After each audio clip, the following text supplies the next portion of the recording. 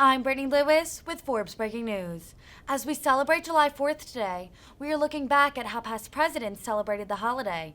14 years ago, in his final year in office, George W. Bush's celebration got off to a rocky start when he was interrupted by a protester. During a speech to new American citizens at Thomas Jefferson's Monticello, the 43rd president was heckled over the invasion of Iraq before telling the crowd that, quote, "We believe in free speech in the United States of America." Take a listen to Bush's full remarks from that Independence Day celebration.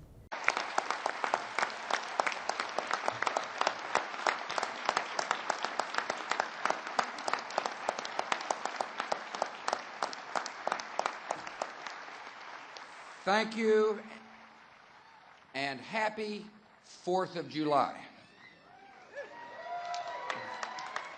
I am thrilled to be here at Monticello. I've never been here before.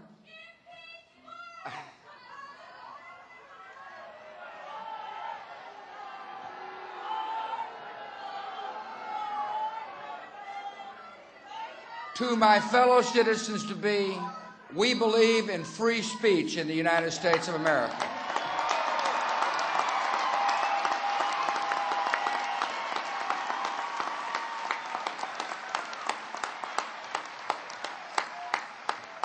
And this is a fitting place to celebrate our nation's independence. Thomas Jefferson once said he'd rather celebrate the 4th of July than his own birthday. For me, that's pretty simple. The 4th of July weekend is my birthday weekend.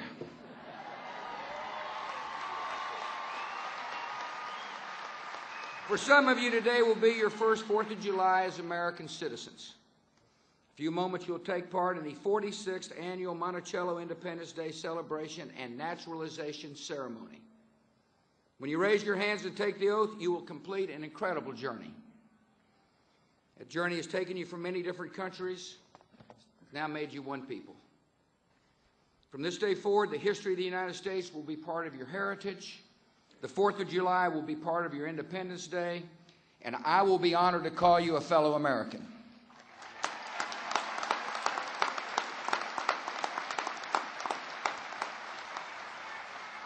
I appreciate Alice Handes, the chairman of the Thomas Jefferson Foundation, and Dan Jordan, president of the Thomas Jefferson Foundation. I'm honored that the governor of the great Commonwealth of Virginia would join us, and Ann Horton. Appreciate you being here. Lieutenant Governor Bill Bolling, the Lieutenant Governor of the state of Virginia. The Attorney General Bob McDonnell of the state of Virginia is with us, and all local officials. I appreciate Jim Jones of the U.S. District Court and other distinguished jurists who are with us today. Thank you for coming. Seems like I brought Alex.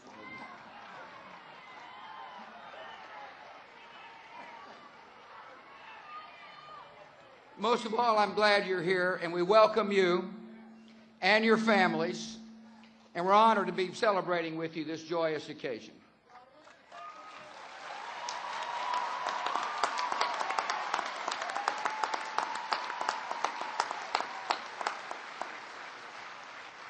You know, long before anyone had ever heard of Crawford, Texas, Charlottesville, Virginia was the home to the first Western White House. The majesty of this home is a monument to the genius of Thomas Jefferson. Every year, thousands of visitors come here.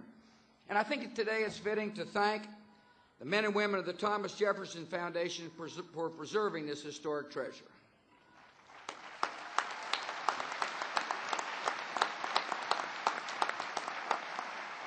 You just can't help but marvel at Thomas Jefferson's many accomplishments.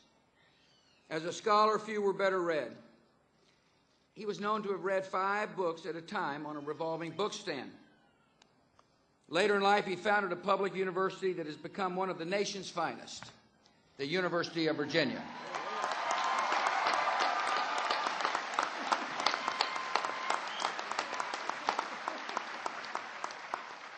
As a statesman, Thomas Jefferson held all 3 top posts in the executive branch.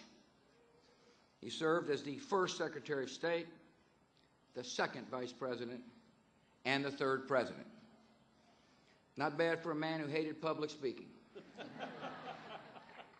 It seems Jefferson got away with only delivering 2 public speeches during his presidency.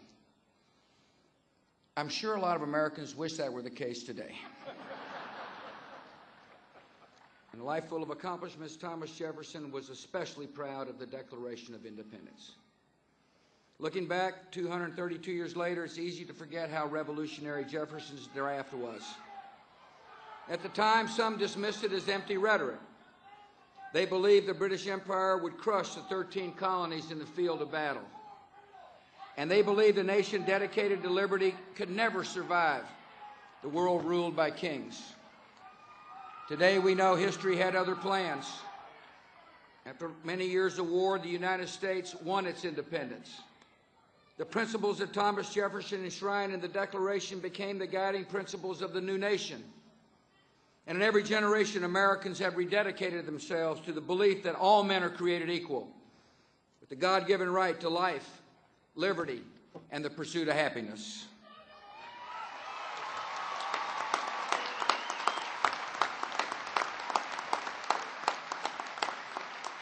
Thomas Jefferson understood that these rights do not belong to Americans alone. They belong to all mankind. And he looked to the day when all people could secure them. On the 50th anniversary of America's independence, Thomas Jefferson passed away. But before leaving this world, he explained that the principles of the Declaration of Independence were universal. In one of the final letters of his life, he wrote, quote, "May it be to the world what I believe it will be, to some parts sooner, to others later, but finally to all. The signal of arousing men to burst the chains and to assume the blessings and security of self-government. We honor Jefferson's legacy by aiding the rise of liberty in lands that do not know the blessings of freedom. And on this 4th of July, we pay tribute to the brave men and women who wear the uniform of the United States of America."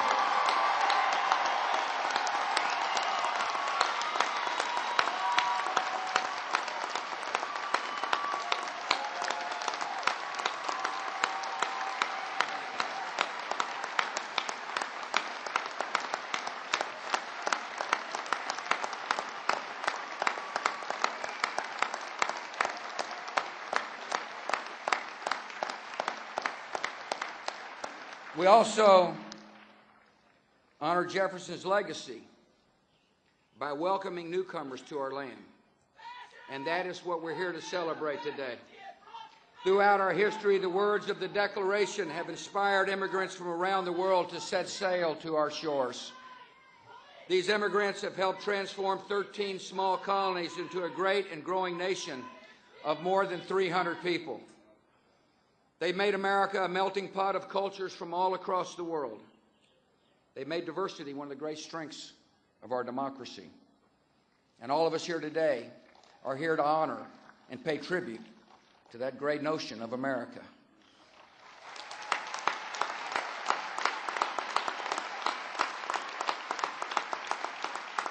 Those of you taking the oath of citizenship at this ceremony hail from 30 different nations. You represent many different ethnicities and races and religions. But you all have one thing in common, and that is a shared love of freedom. This love of liberty is what binds our nation together, and this is the love that makes us all Americans. One man with special appreciation for liberty is Maya So from Burma. As a member of the Shan ethnic group, Maya faced discrimination and oppression at the hands of Burma's military junta. When he tried to teach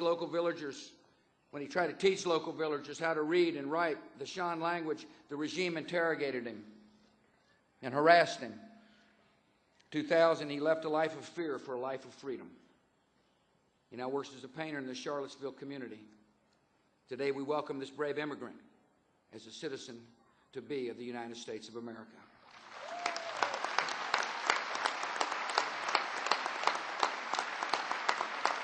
I'm sure there are other stories like Maya's among you. But we must remember that the desire for freedom burns inside every man and woman and child. More than 2 centuries ago, this desire of freedom has inspired the subjects of a mighty empire to declare themselves free and independent citizens of a new nation. Today, that same desire for freedom has inspired 72 immigrants from around the world to become citizens of the greatest nation on earth, the United States of America.